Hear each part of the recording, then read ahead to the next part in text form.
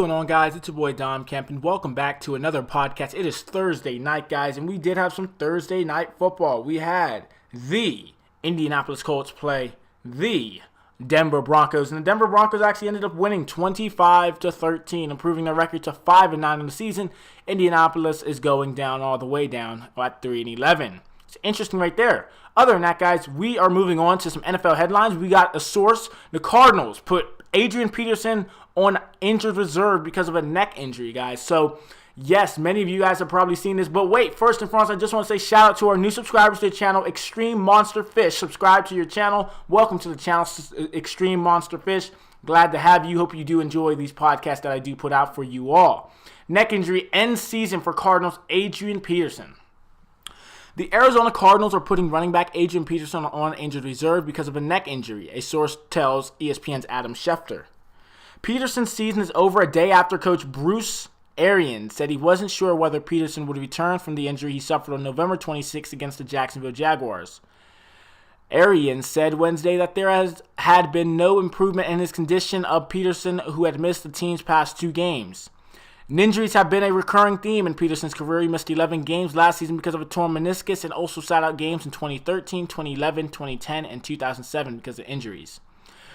Peterson played 4 games with the New Orleans Saints to open the season and appeared in 6 more with Arizona. He ends the season with 529 rushing yards and 2 touchdowns on 156 carries. He also caught 11 passes for 70 yards. So there we go, guys. Adrian Peterson is going on injured reserve and will not be playing the rest of the season due to a neck injury. Have to feel sorry for him, but of course he is getting older, guys. And older players tend to have longer-lasting injuries because their body's not used to that constant pounding of playing, especially at the running back position. Moving on, guys, the Colts tight end Williams is hospitalized with a head injury, so he gets my goodness gracious, man. Thursday night football. Come on. Indianapolis. Colts tight end Brandon Williams was taken to a local hospital after being taken off the field at Lucas Oil Stadium on a stretcher in the second quarter of Thursday's game against the Denver Broncos. And I quote, Williams had movement in his limbs. He has a head injury, a Colts spokesman said. There was no injury to his neck. At halftime, head coach Chuck Pagano told NBC that Williams was alert, responsive, and in good spirits, and that he was still at the hospital as a precaution. Williams, the Colts' primary backup tight end, suffered the injury while blocking Broncos linebacker Mount on a punt earlier in the quarter. The 2 players collided and Mount appeared to try to soften Williams' landing. Williams remained on the ground the entire time that the medical staff tended to him. Many of the players from both teams took a knee while Williams was strapped into a stretcher and gingerly loaded into a cart. The entire Colts team came on the field and went to Williams before he was taken out the field. Williams, who has 9 catches for 121 yards this season, had his college career at Oregon come to an end a year early because of a spinal condition. In the summer of 2011, Williams was told he had spinal stenosis, a narrowing of the spinal column. Then Oregon coach Chip Kelly told Williams doctors would not give him approval to play because of the concern for more injury. In 2013, an MRI showed the condition had improved, and doctors told him there was nothing to prevent him from playing in the NFL. He played with the Carolina Panthers from 2013 to 2015, had a brief stint with the Miami Dolphins, and signed with the Seahawks in 2016. He signed as a free agent with the Colts in September. Interesting right there, guys. Interesting right there. Hope that Williams gets better from this head injury, guys, because it's a very scary thing to see someone taken off the field on a stretcher. Moving on, we got the Broncos quarterback Trevor Siemian. Oh my goodness. Injures his left shoulder and he's ruled out. The Denver Broncos quarterback Trevor Siemian left Thursday night's game against the Indianapolis Colts because of a left shoulder injury. The team ruled out his return. It is believed he suffered a sprain to the ACE joint following an initial exam, a source told ESPN. An MRI will take place Friday in Denver to verify and gauge the severity. Siemian, who had surgery on the shoulder after the 2016 season and was held out of some of the team's offseason work, was sacked by Barkevius Mingo late in the first quarter and landed on his left arm and shoulder. Siemian immediately got up holding his left arm against his body and was examined by the Broncos medical staff before being taken to the locker room. Thursday was Siemian's second consecutive start since replacing an injured Paxton Lynch against the Oakland Raiders. Brock Osweiler replaced Siemian against the Colts. Simeon started the Broncos' first 7 games, but was benched after a 3-interception game in the Broncos' October 30th loss to the Kansas City Chiefs. Simeon was 5 of 9 passing for 67 yards with an interception against the Colts before his injury. His interception was his 10th in a road game this season. Mingo's sack was already the second of the game on Simeon. Have to wonder, guys, what the quarterback situation is going to be like next season for the Denver Broncos and who will be starting, who will be drafted to the Broncos, possibly on that note. Moving on, we're going to be jumping into the Giants' fine. Oh, no, not that he's fine. He gets fined. And after tweeting a mistake versus the Eagles, Eli Apple, he gets fined. Let's speak on this fact right here. East Rutherford, New Jersey. Cornerback Eli Apple was fined an undisclosed amount by the New York Giants for tweeting on the sideline during Sunday's loss to the Dallas Cowboys, a source told ESPN on Thursday. Apple, the number 10 overall draft pick in 2016, said he understood the rule about tweeting during games. He was inactive for Sunday's game when the infraction occurred. And I quote, "I wasn't confused. It was just a mistake by me," Apple said Thursday. He wouldn't specify what the repercussions were for his infraction, and he hopes to play this weekend against the Philadelphia Eagles. "Everybody has to pay for any mistake they make," said Apple, who would only say the matter was handled in-house, even though Apple broke a league rule. The NFL and individual teams don't both fine players for the same violation. Apple, who has been inactive for the past 4 weeks, said the coaching staff hasn't told him if he will be active on Sunday. He's taken some reps on defense and special teams at practice this week. He also has run some scout team reps. Apple on Thursday didn't want to talk about the past 4 weeks and instead is concentrating on the Eagles. The Giants have made it clear what they are expecting.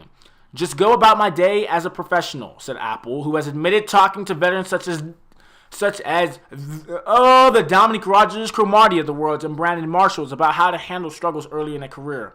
The way Apple handled Sunday didn't qualify. He was made inactive for what interim coach and defensive coordinator Steve Spagnuolo said was a lack of reps at practice throughout the week Apple wanted to play. He declined to comment after the game, saying he wasn't allowed to talk. Frustrated with the situation, he was tweeting on the sideline during the game, including one that said he was healthy. He was on the Giants injury report last week with hip and back injuries.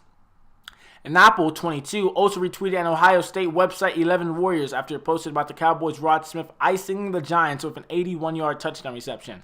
Apple and Smith were teammates at Ohio State, but Rodgers Cromartie admitted earlier this week that tweet wasn't a good idea.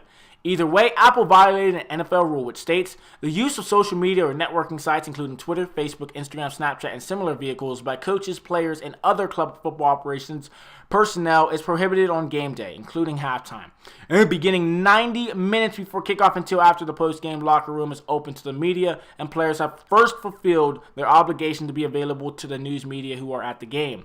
No updates are permitted to be posted by a player himself or anyone representing him during this prohibited time on his Twitter, Facebook, Instagram, Snapchat, or any other social media account. Doing so may subject the player to league discipline. It has been a strange season for Apple. He even denied having a conversation with safety Landon Collins about his struggles. Collins said Wednesday the two had talked. And I quote, "I guess he don't remember things," Collins told reporters Thursday when told about Apple's denial. Despite his ups and downs this season, Apple insists he wants to remain with the team. "Of course, I'm blessed to be where I am right now," Apple said. "I appreciate everything being here alive. Football is something I love to do. It's a blessing. You don't want to take it for granted. I definitely want to be here, to be honest." So I have to give him credit, guys. He's trying to change, but man, many of his tweets and stuff like that, and man, why are you on your phone during the game? I understand the Giants only won 2 games so far this season. But, bro, you need to stay focused on the game at hand, even if you're injured or not injured, man. You can't be playing that game. Oh, an update on Ryan Shazier for the Pittsburgh Steelers, linebacker for Pittsburgh, guys. He's starting his physical rehabilitation. Happy to hear that. Thank God. My goodness. Steelers linebacker Ryan Shazier remains at UPMC Hospital in Pittsburgh as he recovers from last week's spinal stabilization surgery, according to a hospital statement. Mr. Shazier started physical rehabilitation as part of his recovery process, the statement read. Shazier was strapped to a board and carted off the field after a collision with receiver Josh Malone during the first quarter of a December 4th matchup with the Cincinnati Bengals. Shazier spent 2 nights at the University of Cincinnati Hospital before being transported to Pittsburgh for surgery. Players were shaken by the injury during the game and in the days after. On Tuesday, the team placed Ryan Shazier on injured reserve. Vernon Shazier, Ryan's father, told ESPN via text that the support from around the NFL has been unbelievable and the family is remaining hopeful and taking life one day at a time. Steelers players have been visiting Shazier throughout the past week and have been uplifted by his spirit. More than 15 players wore customized Shazier clates before Sunday's game against the Baltimore Ravens, and most of the team wore number 50 t-shirts. You go and visit him, and all he wants to do is talk about football and how we are in practice. Linebacker TJ Watt said just how positive he is has shown us how we should approach our day-to-day lives because football was taken away from him for the year.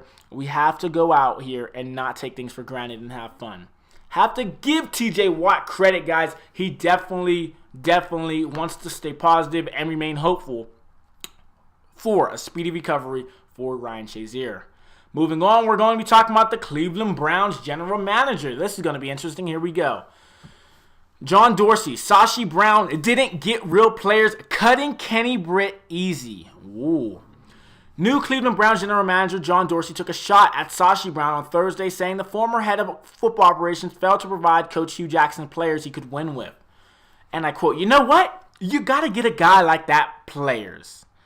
And you know what I'll come straight out with. The guys who were here before in that system, they didn't get real players," Dorsey said in an interview with ESPN Cleveland Radio.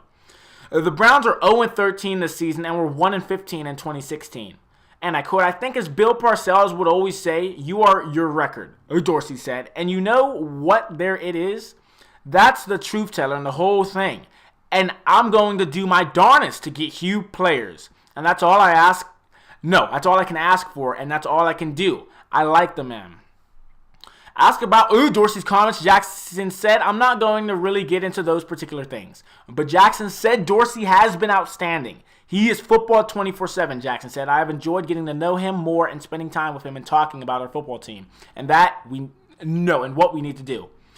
Obviously, there are some good players in our locker room. The guys work extremely hard. I think John's big focus is to try to get us more guys as we move forward on our football team that can best help us get this turned and become what we can become."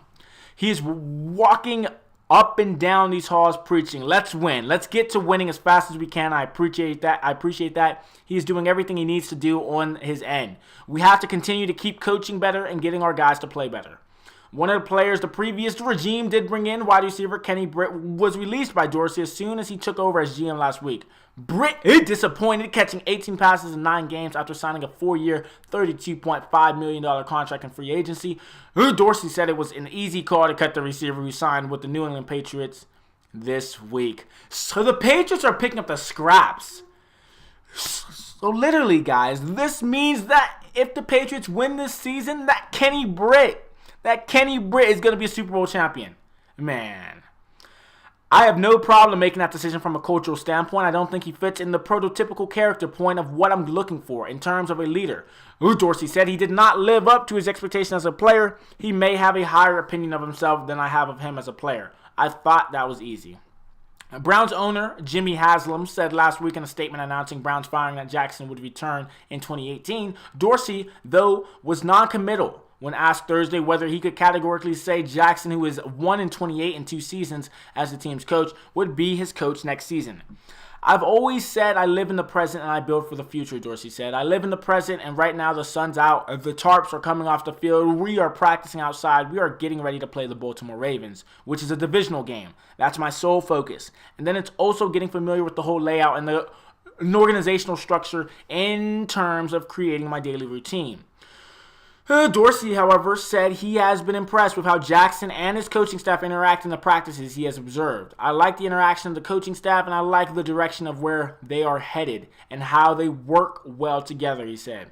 Jackson said he and Dorsey are building a rapport. "I'm sure it's a new thing for him being here." Jackson said, "There are a lot of different questions we ask of each other from a football operations standpoint than just from a football team standpoint. We have some injuries that we are dealing with. We spend a lot of time working through those things and really talking through them." He has some really good ideas on how to do things. It has been good. The back and forth is appreciated because I think that is what it takes to build a relationship between me and him. We are doing that each and every day. So interesting right there in that sense, guys. It looks like the Cleveland Browns are in total rebuild mode, and hopefully they can get a winning season as soon as possible. Jets offensive coordinator Morton waved the white flag on offense against the Broncos. What the heck is this about? This is the final news segment of the evening. There were still more than 11 minutes to play in the game last Sunday, but it was going so badly for the New York Jets that offensive coordinator John Morton decided enough was enough. He admittedly waved the white flag. It's unusual for a coach to say it, but Morton acknowledged on Thursday that he just wanted to run out the clock because he felt the Jets didn't have a chance to rally against the Denver Broncos, who led the game 23-0. Listen, the game was out of hand and I didn't want to let some bad stuff happen, Morton said. At the time, I don't like to say no mas, but it was time to get out of there. They kicked our butts. They kicked our butts. Sometimes that happens in the National Football League. And I quote, I'm not going to sit there and have those guys run a bunch of pass routes and something bad happens, making bad decisions. I didn't want that to happen. I made the decision. I just wanted to run it and get out of there. At that point, the Jets didn't have starting quarterback Josh McCown, who left in the third quarter with a broken left hand. He was replaced by rusty Bryce Petty, who didn't play a single snap in the first 12 games. Petty started his first series with 11:33 left in the quarter. Instead of throwing the ball in a hurry-up offense, Morton played it conservatively. The Jets ran the ball in 8 of their remaining 12 plays, which covered 3 possessions. They finished with only 100 total yards, second lowest in franchise history. Morton's play calling infuriated the fan base, but it's possible he did it to protect Petty's confidence, knowing he'd likely remain in the lineup for the next game. In fact, Petty will start on Sunday against the New Orleans Saints, and McCown will miss the remainder of the season after having surgery to repair his hand. Morton didn't deny that Petty factored into the decision. Listen, we were behind. We didn't have a chance, Morton said. I mean, they are just dropping back in coverage and we're just going to throw and forcing balls. I didn't want that. I didn't think that was fair. Or call it whatever you want. I just thought that was the right decision.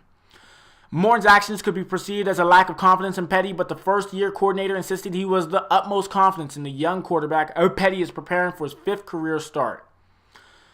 The Jets' clunker in Denver came after their best offensive day of the season, a 38-31 win over the Kansas City Chiefs. Night and day, Morton said, I'm not alarmed. Listen, that was a good team. They have a good defense. We just got our butts kicked. I got out-coached. We got outplayed. Bottom line, sometimes you just have to fess up, and that was the bottom line with that. Interesting right there, guys. It seems like the Jets, yes, the offensive coordinator, he did throw the white flag in and said, I don't want anybody else hurt. That's it. I'm finished. But thank you for listening to the podcast. If you guys went on to enjoying it, please hit a thumbs up on it and subscribe if you're new to the channel. Those of you who have been subscribing lately, much appreciated. We are 13 subscribers away from 50. My goal by the end of this month is to have 50 subscribers on the podcasting channel to start off strong going into the 2018 year. Thank you for listening, and I hope you guys went on to enjoying. Stay tuned for tomorrow, where we're going to be talking about some NBA news. Friday night, I'm so excited. It's Friday tomorrow. It's the weekend, so it should be very fun. Thank you for listening, and I'll talk to you guys later. Peace, guys.